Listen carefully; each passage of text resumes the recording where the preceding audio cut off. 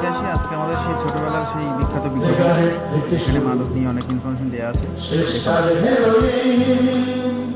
মাঝখানে মাদকে দাসত্ব প্রতিদিন, কেন বেঁচে থাকা নেশার মূর্তি অপমৃত্যুই রাখা, বৃথা যৌবন যায়, অপচয় হয় প্রাণ, রাগের নেশায় সুর মিছে মিছে হয় না, শুধু যন্ত্রণা।